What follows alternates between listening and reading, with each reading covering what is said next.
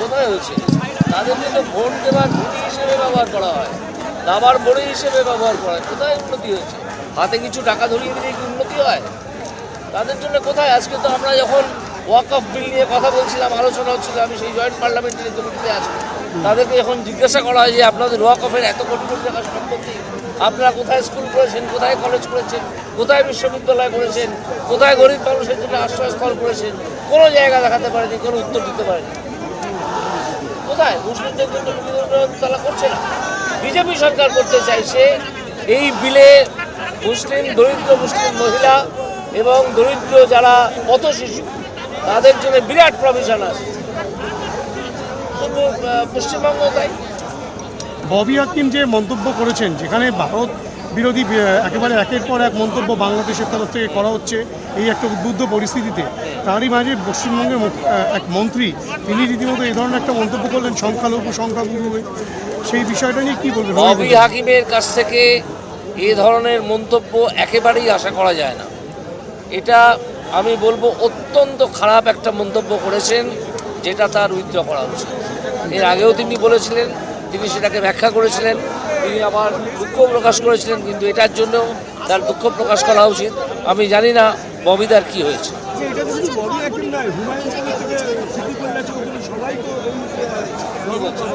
না, তারপরে তো তারা বলেছেন যে আমরা মুসলিমদের উন্নতি চাই, সংখ্যায় শুধু বেড়ে যাবে।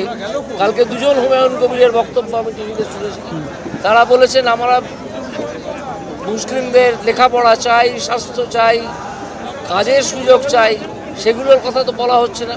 শুধু সংখ্যায় বেড়ে গিয়ে আমরা এই করবো, আমরা দখল করে নেবো, এই কথাটা কোনো কাজের কথা নয় এবং এটা অবান্তর কথা। এইভাবে সংখ্যায় বেড়ে কিন্তু দখল করা যায় না।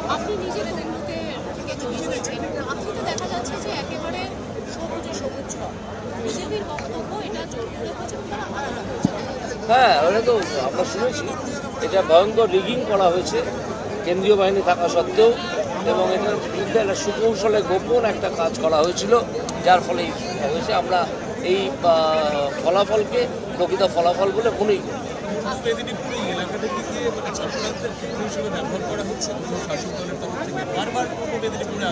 হ্যাঁ, পূর্ব মেদিনীপুর ওনারা হেরে গিয়ে দুটো আসন কাঁদি এবং হেরে গিয়ে ওনাদের মাথা খারাপ হয়েছে। কারণ মেদিনীপুরই তো যে কোনো আন্দোলনের প্রথম রাস্তা দেখায়, তো সেখানে ওনারা ভাবছেন যে এবার মেদিনীপুর থেকে হয়তো শুরু হবে এবং ওনারা যে ভয় পাচ্ছেন সেই ভয়ের সঙ্গে তো ভয় পাচ্ছে, সেই জন্যই এইখানে একটা চক্রান্তের, এটাকে একটা চক্রান্ত হিসেবে বেছে নেওয়া হয়েছে। सब सुमित्रा साहब देते हैं। हम एक ऐसे कौम से हैं जो कौम, बंगाल में तो हम 33% हैं, मगर हिंदुस्तान में भी हम सिर्फ 17% है और हमें माइनॉरिटी कम्युनिटी कहा जाता है। मगर हम अपने आप को माइनॉरिटी नहीं सोचते हैं, हम सोचते हैं अगर अल्लाह की रहमत है हमारे ऊपर, अगर तालीम हमारे साथ है, तो हम एक दिन मेजॉरिटी से भी मेजॉरिटी हो सकते हैं और हम अपने अल्लाह की ये मेहरबानी होगी जो हम अपने ताकत से ये हासिल करते हैं। हमारे कौम बहुत सारे जगह हम देखते हैं, कुछ भी होता है तो मोमबत्ती मिছিল करते हैं, we want justice, we want justice. हम कहते हैं मिছিল करके जस्टिस मांगने से नहीं होगा। अपने औकात, अपने रुतबा ऐसे जगह पर बढ़ा जो तुम खुद जस्टिस देने के लायक होगे। जस्टिस मांगोगे नहीं, जस्टिस दोगे। কোথায় হয়েছে? তাদের জন্য ভোট দেওয়ার ঘুড়ি হিসেবে ব্যবহার করা হয়, দাবার বড়ি হিসেবে ব্যবহার করা হয়। কোথায় উন্নতি হয়েছে? হাতে কিছু টাকা ধরিয়ে দিলে কি উন্নতি হয়? তাদের জন্য কোথায়? আজকে তো আমরা যখন ওয়াক অফ বিল নিয়ে কথা বলছিলাম, আলোচনা হচ্ছিল, আমি সেই জয়েন্ট পার্লামেন্টারি কমিটিতে আছি, তাদেরকে যখন জিজ্ঞাসা করা হয় যে আপনাদের ওয়াক অফের এত কোটি কোটি টাকার সম্পত্তি, আপনারা কোথায় স্কুল করেছেন, কোথায় কলেজ করেছেন, কোথায় বিশ্ববিদ্যালয় করেছেন, কোথায় গরিব মানুষের জন্য আশ্রয়স্থল করেছেন, কোনো জায়গা দেখাতে পারেনি, কোনো উত্তর দিতে পারেনি। কোথায়? মুসলিমদের জন্য মুক্তিযোদ্ধা তারা করছে না। বিজেপি সরকার করতে চাইছে এই বিলে মুসলিম, দরিদ্র মুসলিম মহিলা এবং দরিদ্র যারা পথ শিশু তাদের জন্য বিরাট প্রভিশন আছে। পশ্চিমবঙ্গ তাই।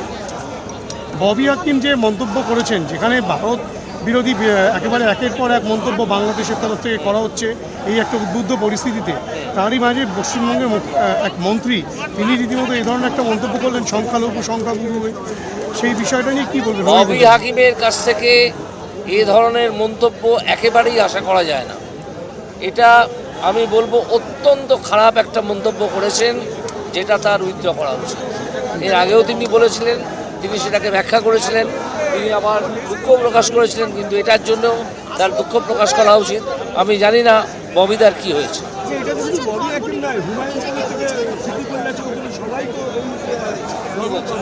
না, তারপরে তো তারা বলেছেন যে আমরা মুসলিমদের উন্নতি চাই, সংখ্যায় শুধু বেড়ে যাবে।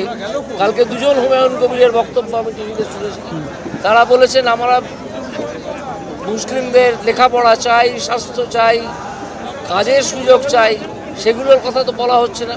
শুধু সংখ্যায় বেড়ে গিয়ে আমরা করব, আমরা দখল করে নেবো, এই কথাটা কোনো কাজের কথা নয় এবং এটা অবান্তর কথা।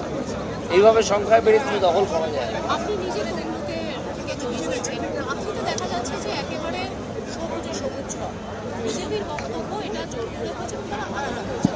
হ্যাঁ, ওটা তো আমরা শুনেছি, এটা ভয়ঙ্কর রিগিং করা হয়েছে কেন্দ্রীয় বাহিনী থাকা সত্ত্বেও, এবং এটার বিরুদ্ধে একটা সুকৌশলে গোপন একটা কাজ করা হয়েছিল, যার ফলে হয়েছে। আমরা এই ফলাফলকে প্রকৃত ফলাফল বলে মনেই করি।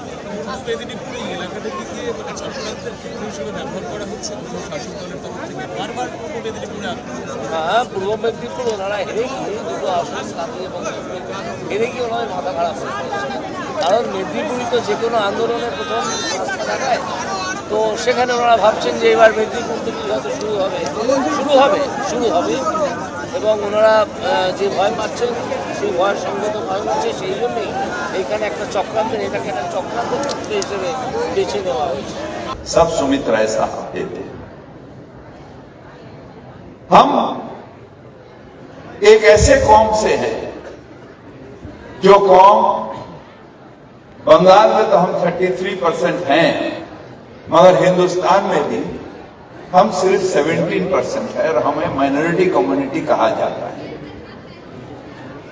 मगर हम अपने आप को माइनॉरिटी नहीं सोचते हैं, हम सोचते हैं अगर अल्लाह की रहमत है हमारे ऊपर, अगर तालीम हमारे साथ है,